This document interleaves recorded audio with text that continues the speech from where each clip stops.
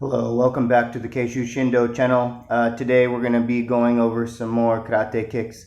Number one is going to be the axe kick, which is going to be Kakato-geri, because this is impacting with the heel.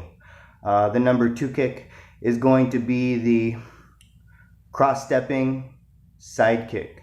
So while you're in your cross-step, there's a little bit of a hop that gets applied. We're going to be implementing the execution of the kick in the center of the hop. So you're actually executing the kick while you're in the air. This is just a split second before you touch the ground. So let's go ahead and get started.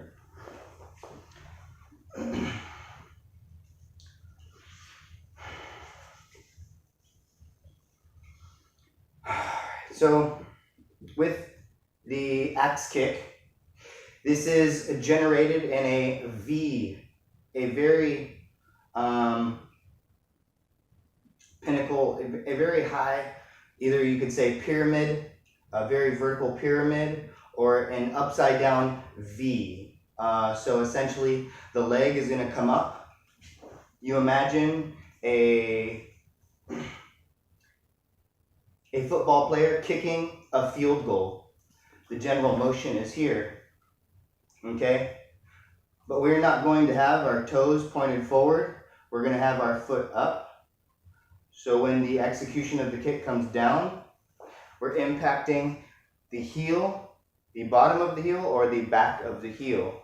And this is designated for coming down on top of somebody's shoulder, or coming down on top of somebody's face.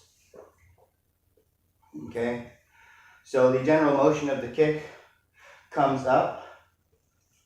There's not too much knee bending at all, just a very slight amount, just a very little bit of knee bending. You're mostly going to keep the legs straight, kicking out or swinging out from under you, V'd up, slightly at an angle at the pinnacle of the kick. You're going to slightly change the direction and V down the other side. So if a person is standing here, the leg is going to come up and V down either on their face or on the top of their shoulder close to their neck. Leg comes up and then down in a very vertical upside down V.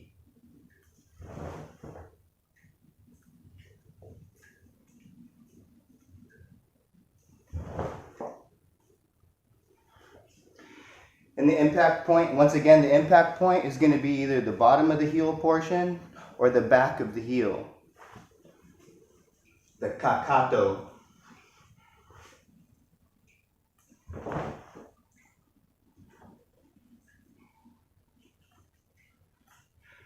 So we are implementing this kick also from the Zenkutsu-dachi position, the front stance position.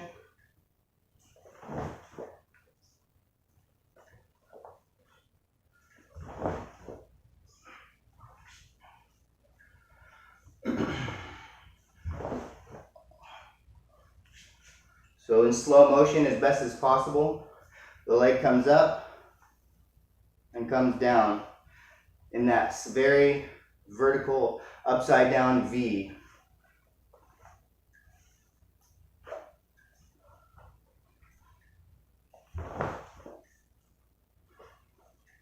You could even use this Kakato-geri, this axe kick, in a position for somebody on the ground. You can implement the strike while the person is down if you feel like doing some type of a finishing off process. So the impact is not at a jodan level, a shoulder or head level, it's at a gidan level on the ground. Okay, now the number two kick we're going to do is the Kosa Yoko-geri. This is the cross side kick, cross step side kick. So from parallel position, we're not going to implement this from Zenkutsu-dachi. We're going to implement from a Seisan Dachi position. This is from a parallel stance. Seisan Dachi is parallel stance. Okay, so you have your guard up. You're going to keep your knees bent. Okay, the feet are forward. Okay, guard is at the side. The foot crossing comes from your back leg, crossing in front. And then the leg that's holding you, the standing position gets switched. So you put the crossing leg down and you take the standing foundational leg and you implement the strike. All of this is in the center of your cross-stepping hop. So it's going to be with this motion here.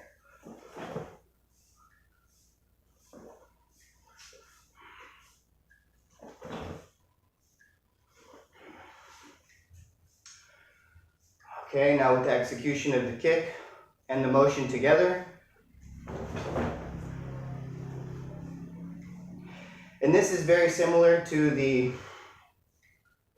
jumping double front kick. It's taking the motion of the body and it's taking the weight of yourself and the power of your kick and your leg, and it's putting all of those three together. So we're taking the motion of our body, the moving motion that generates the power, we're taking the weight of our body, and also the strength of our legs kick, putting it together into one fluid motion that creates one very strong kick. Okay, observe. Seisan Dachi, parallel stance, feet forward, knees bent, guards up. So as you notice, the kick is getting implemented at the pinnacle of the cross-stepping hop. So I'm coming up, hopping, executing the kick while I'm in the air, just a split second before I land back down to the ground. This is the Kosa Yoko-geri, cross-stepping side kick. But if you're really to say it completely, it would be a hopping cross-step side kick, because your cross-step is not flat on the ground. We're creating a hop.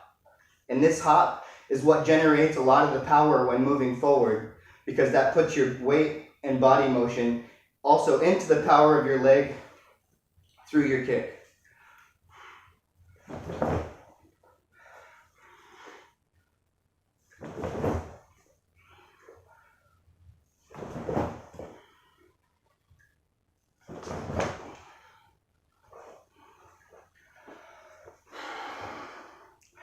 I really would have liked to have done this one in slow motion for you guys, but I don't have any special filming secrets at all, so I can't slow this down for you.